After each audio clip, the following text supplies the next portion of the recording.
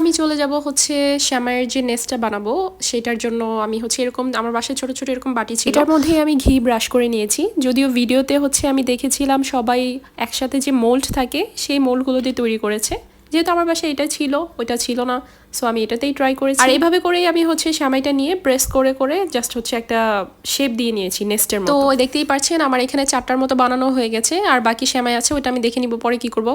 আসলে এগুলো বানানো খুবই ধৈর্যের বিষয়। যাই হোক, লিকুইড মিল্কটা কিছুটা জাল দিয়ে আমি হচ্ছে এটা ঘন করে নিয়েছিলাম, আর এখানে হচ্ছে আমি আবার গুড় দিয়ে নিয়েছি। দেন এটাকে আরেকটু ঘন করার জন্য হচ্ছে আলাদাভাবে গুঁড়া দুধ আর হচ্ছে কিছুটা কর্নফ্লাওয়ার নিয়ে পানির মধ্যে গুলিয়ে আমি হচ্ছে এটা এখানে দিয়ে দিব যেন এটা আরও বেশি ঘন হয়। আর এখানে কিন্তু এই পর্যায়ে আপনারা চাইলে ক্রিম ইউজ করতে পারবেন, সেই ক্ষেত্রে কিন্তু সেটা খেতে আরও বেশি মজা লাগবে।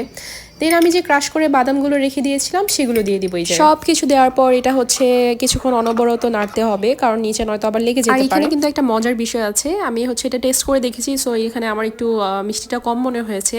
তো আমি হচ্ছে এখানে আবার গুড় অ্যাড করেছি, কিন্তু আমি সেটা খেজুরের গুড় না, আমি সেটা আখের গুড় অ্যাড করেছি। বাসায় হচ্ছে খেজুরের গুড় আর হচ্ছে আখের গুড় দুইটাই ছিল, তো আমার মাথায় আর এত চিন্তা ছিল না, আমি হচ্ছে খেজুরের গুড় ভেবে আখের গুড়টা হচ্ছে দিয়ে দিয়েছি। যাই হোক, টেস্ট কিন্তু ভালোই লেগেছে। আর একটা ইম্পর্টেন্ট বিষয়, আমি কিন্তু সেমাইটা সেট করার পর কিছুক্ষণ নর্মাল ফ্রিজে রেখে